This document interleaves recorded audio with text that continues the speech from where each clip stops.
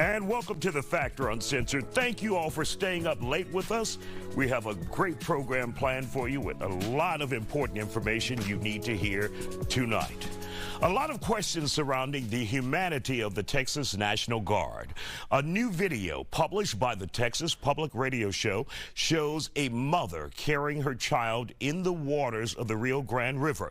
She and the child can be heard asking for help from the Texas National Guard, who are nearby in a boat. Critics say even if you don't speak Spanish, anyone could understand their desperate cries for help. LULAC is now asking for a national investigation and demanding answers.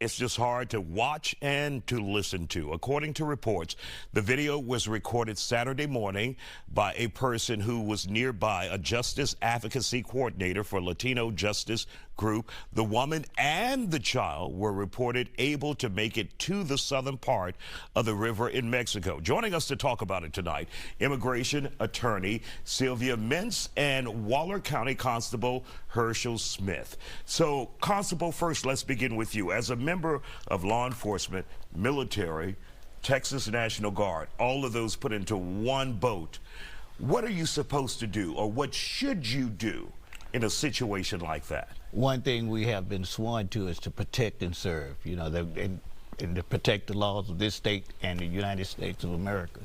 So as an officer, a person in the Army as well, you know, they have been sworn to protect and serve. They should have, by all means necessary, they should try to serve the people as best as they could, you know.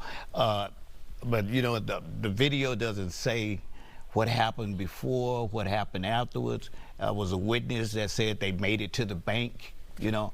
But at the same time, you know, seeing this here, the complacement of people that serve the border and did serve in period, we can become so complacent that we forget what we have been sworn to do. And I think people have to have compassion and concern. And if you have compassion and conviction, you're going to do everything you can to protect and serve people. And that's a good point he makes, Sylvia. When you think about individuals who have spent a career or years on the border, they become desensitized. They lose their compassion. It becomes a job. When you see this video, what does it say? What does it show to you? It just shows the lack of caring from the officer, right? And they have been enabled by the governor and the authorities in Texas to completely neglect and forget that the persons trying to cross the border are human beings that deserve to be treated with dignity and with respect, and that, of course, they have the obligation to help somebody who is drowning.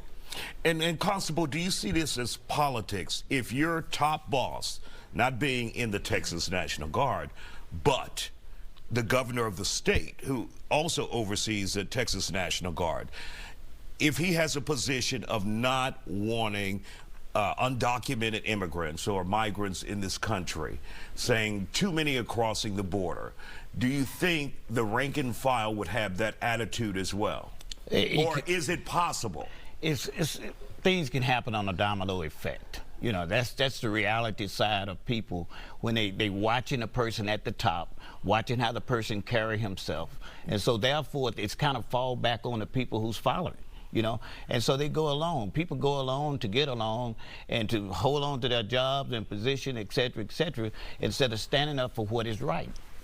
And Sylvia, for those who say that mother shouldn't have put her and her child's lives in danger, what do you say to people who say she shouldn't have gotten in that water? Yeah, they have a lack of understanding why people are traveling through that border. You know, the conditions in their home countries are terrible as to being at risk of dying because of hunger or because of a crime that makes them decide to walk 3,000 miles or more to try to make it to a safer place. So when you are a mother and you have to make that decision that you have to escape really dying in your country and trying to make it to a better place, it's because you really have it hard in your country. So we cannot judge that mother because we don't understand what she has gone through to be there. And we have to really appreciate and be more sensitive as to the situation of other people. All right. And Constable, in a situation like this, what, if anything, can be done? When we talk about individually those National Guardsmen who were out there and they just watched. Well, you got to help. You have to have the people that really speak out for people like this, and speaking out to really push the issues for change or whatever the situation may be. In a situation like this, people need to be held accountable. They need to be held accountable. We need society as a whole really need to understand what really happened out there, because people need to understand. People are struggling in these different countries trying to get to America. America is a dream for most people that come here, and those that do and work hard, they become productive citizens of society. But they don't have an opportunity in where they're coming from. And so therefore they're trying to fight for opportunity to have something in life. And Sylvia, it will only get worse because the governor on Monday signed a bill that would allow local law enforcement to now arrest individuals who come across the border without the proper documentation or illegally.